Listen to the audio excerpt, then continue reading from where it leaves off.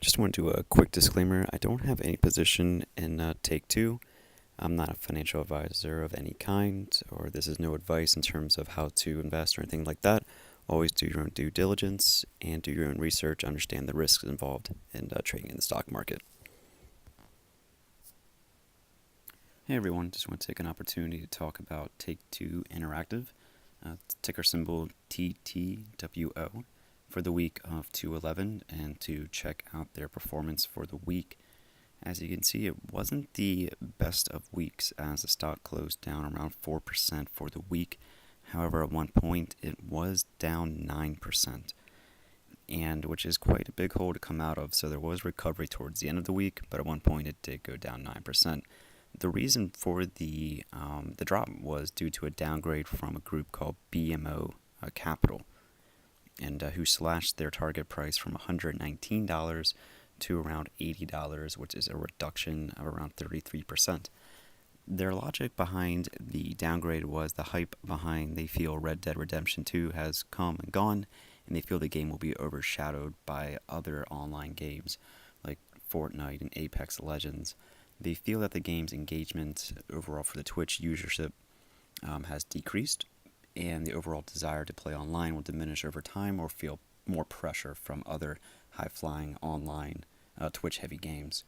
And having a successful retail launch was expected. The big question mark over the stock and kind of how the price would move was over the adoption of the online component and the amount of money it will bring in from its marketplace. And the big question is whether or not it can kind of carve out a healthy slice for itself. Now, I don't typically believe Twitch viewership is, the tell-all and be-all in terms of a successful online component. The street clearly wants to see high numbers, of engagement and boasting of that.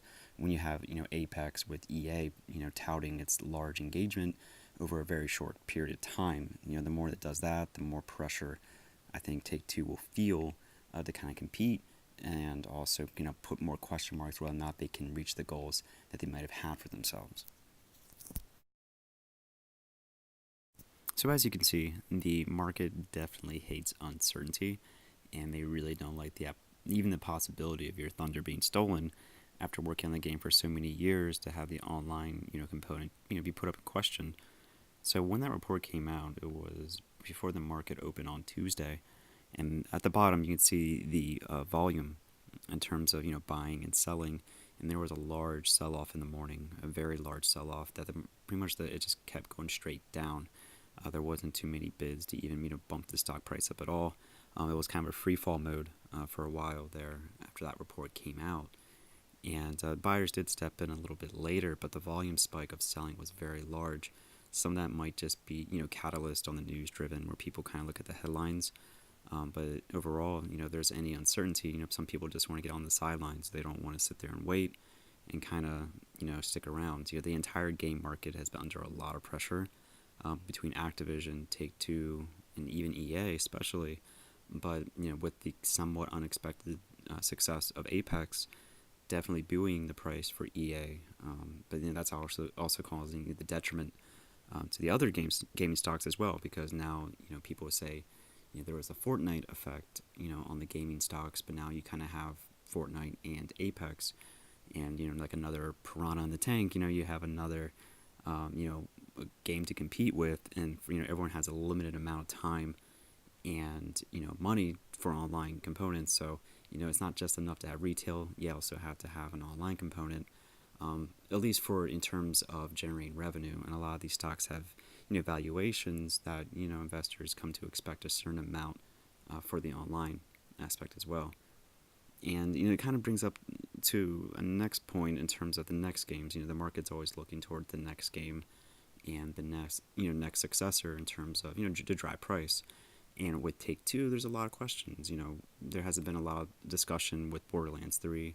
There hasn't been a whole lot of discussion with BioShock, things like that. And the generation of games for this year have been, it's a little bit less of a release. When you have games that came out a lot more in frequency from the previous generation, it makes you wonder, with this generation, there isn't a whole lot of years left with the current generation So if Borderlands 3 comes out, I feel like it has to come out soon. With these other, like games like Bioshock, we're coming at the tail end of this generation for the PS4 and the Xbox One. Now there can definitely be, a late release and carry over to the PS4, PS5, kind of that, re-release, the game twice situation.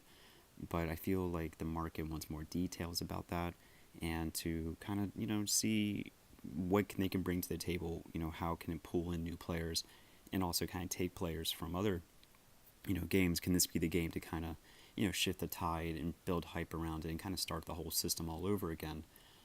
But right now, without having that news in the, in the media's face and all these analysts' face, all they can really go off of is kind of what's going out there right now, which is, Apex is really successful, Fortnite's really successful, things like that.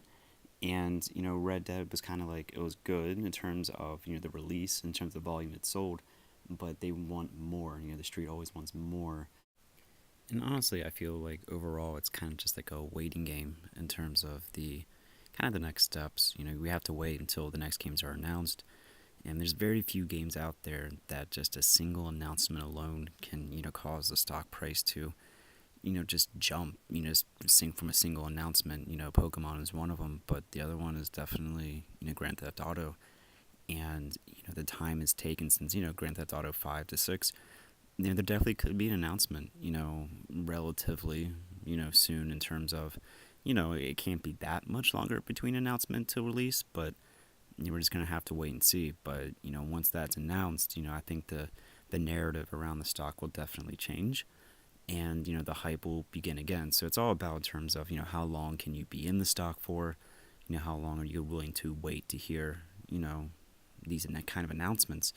If you're willing to kind of, go with the flow and, understand that the stock's going to have some down points in terms of there's not enough to kind of get over some negative articles coming out, just know that, eventually these news articles and these announcements will come out, and, from that point on, it'll turn a corner. I think you just have to be patient with it, and, who knows? I know, Take-Two doesn't typically have a presence at E3 or anything like that, but I mean, each year, things could be changed. They could release their own things, around that time frame and not utilize the conference. So definitely, keep your eyes peeled. I do think that Take-Two is a good long-term investment in terms of, what price you want to keep at, or how long you're willing, to hold. It's kind of up to you. But I do think that it's definitely a good long-term position to hold.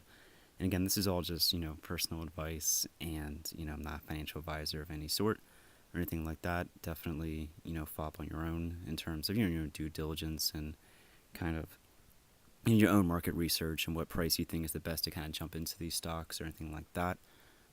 But yeah, I'll definitely check in periodically in other game related stocks and going forward from here.